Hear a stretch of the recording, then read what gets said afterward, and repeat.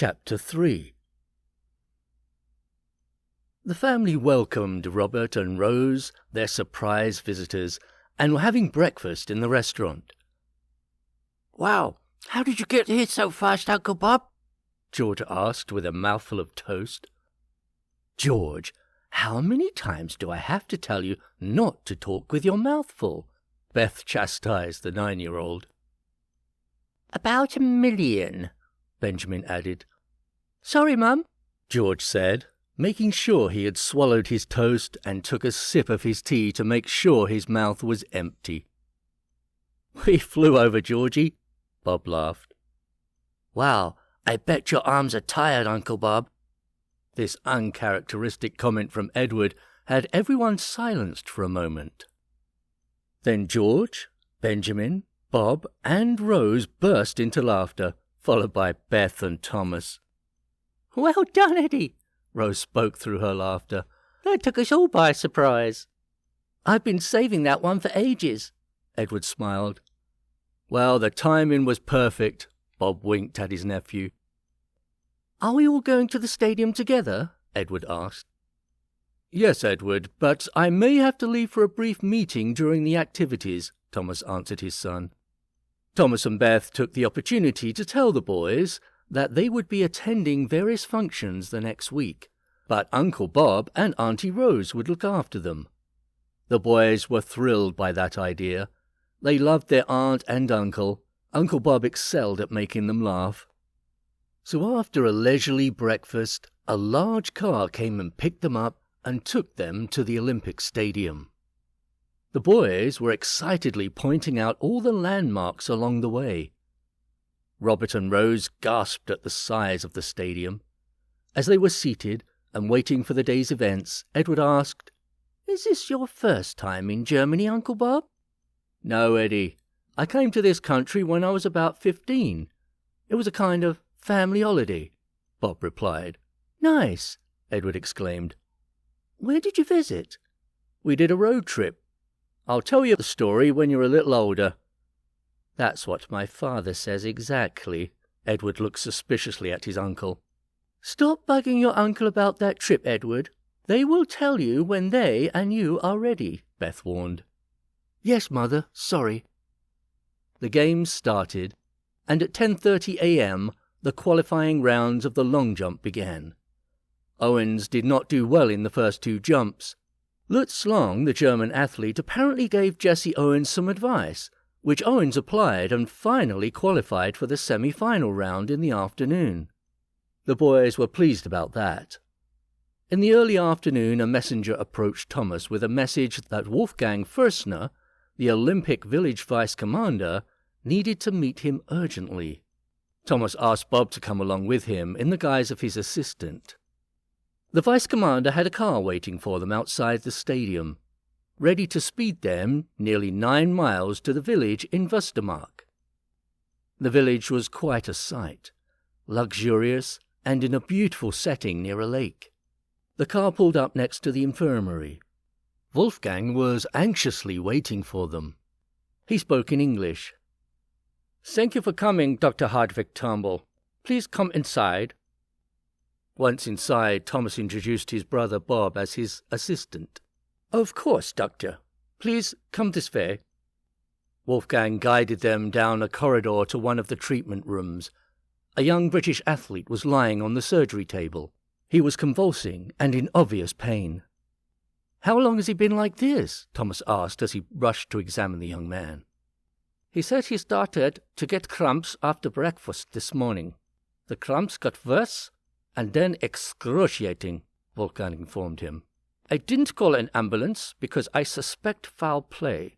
Thomas was taking the man's pulse. "His heart is racing. Your delay in getting help has probably killed him," Thomas told the vice-commander. "Take Bob to the canteen where he would have had breakfast. Search the kitchen for anything suspicious. Quickly." Wolfgang grabbed Bob's arm and guided the assistant towards the direction of the canteen. Thomas stuck his fingers down the athlete's throat and forced him to throw up the contents of his stomach.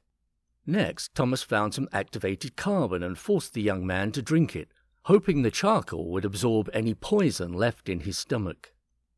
Bob came running back in with a bottle clearly labelled strychnine. Wolfgang says they use it for the mice and rats. Well, it seems likely, looking at the symptoms, that it somehow got into this young man, Thomas stated as Wolfgang made it back into the room. Thomas searched the cupboards. Aha, he cried. I have found some phenobarbital. This should help reduce the seizures.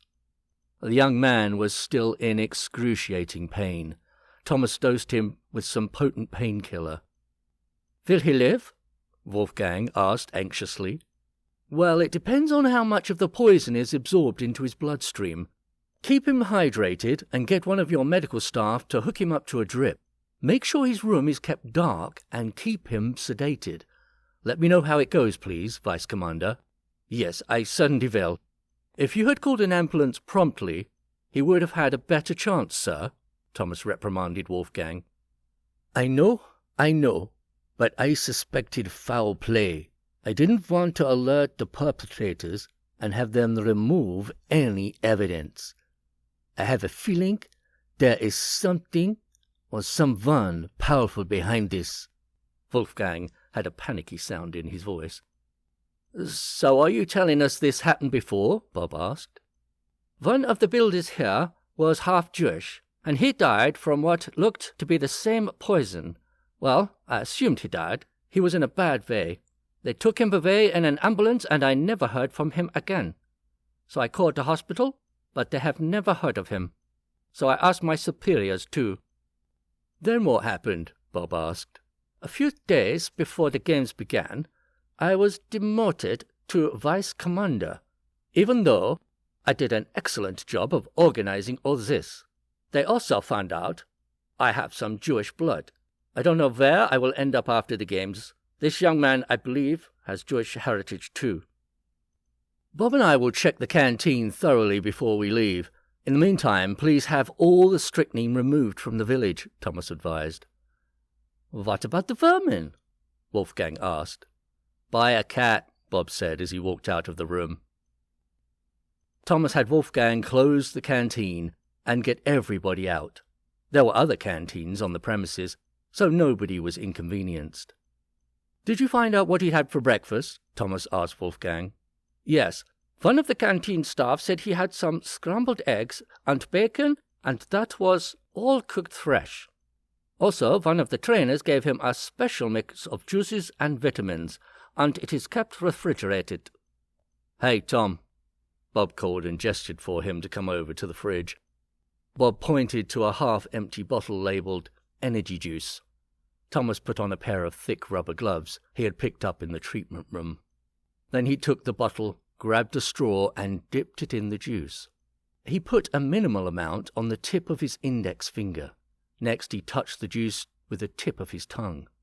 It was bitter in taste, but cleverly masked by the tart juice mix. He spat into a nearby sink and put his tongue under the flow of water from the tap, then carefully sealed the bottle and set it on a counter. Finally he removed the gloves and disposed of them. When he had finished, he turned to Wolfgang. That juice contains strychnine. Keep this sample as evidence for your public poison control team. Then keep this canteen locked until you are given directions on how to clean and dispose of the food and drinks in here. Well, is that absolutely necessary?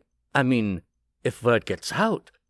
How many more sick and dying athletes do you want, Vice Commander? Thomas said in a harsh voice. Wolfgang looked shocked and went pale. I will get it done right away. Wolfgang snapped his heels and ushered Thomas and Bob out of the canteen, making sure to lock the door behind them. Now, it's my duty as a medical practitioner to report this situation. I am reporting it to you. Will you do the right thing, or do I have to call someone? Thomas warned the Vice Commander. No, I have it under control. Thank you, gentlemen. I will let you know about the patient, Wolfgang assured them. Thomas gave him the hotel's phone number. The car was waiting and headed back to the stadium. They didn't speak in the car in case anyone was listening. Instead, they had the driver drop them off at a bar. It was empty, as a unique viewing hall nearby showed a live broadcast of the games on a television set. There were many such locations in and around Berlin. The brothers picked a secluded booth towards the back of the bar, even though they were the only two. They ordered coffee and brandy. They sat in silence for a few minutes trying to understand what had happened and what else, if anything, they should do about it. Thomas told Bob about Henri Ballet-Latour and outlined their conversation about looking around the village for drugs. "Well, you found something, I'd say, Tom," Bob chuckled. After about 20 minutes, a smartly dressed older man approached their booth. It was Henri de Ballet-Latour. "Good day, gentlemen." "Henri, please join us." Thomas moved to make room for him. "How did you find us here?" "Easy. Wolfgang called me, panicking. I told him to calm down and follow your instructions, Tom. Then I found out from the driver that he had dropped you here, and voila." "Let me introduce you to my brother Bob." Henri shook Bob's hand. "He is trustworthy and has military experience," Thomas assured the Olympic Committee president. "I'm quite certain that he is, Tom." The waiter approached, and the party ordered more brandy and some coffee. Once the waiter left, Henri continued speaking. "Wolfgang told me of this strychnine poisoning. Did you find any clues as to who might be responsible?" The waiter returned with their drinks and promptly left. "No, we can only speculate at this point. It has to be someone with access to the canteen, but that covers a lot of people," Thomas stated. "We learned that one of the nutritionists recommended the juice, but as the athlete Max, I think his name was, is sedated, we could not get that information. Apparently, there is a whole team of staff and trainers in the village who have access to the canteens."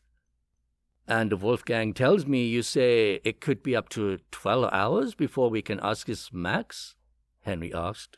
"Yes, it will help his recovery to stay still and sedated," Thomas advised. "Could you get a copy of the duty roster to find out who was assigned to that particular canteen?" Bob asked Henry. "It is possible, of course, but I have a feeling that the perpetrator will not be on any list. I suspect someone from the Nazi party to be behind this. Well, thank you, gentlemen. I will be in touch. I have to get back before they miss me." Henri got up and left the bar.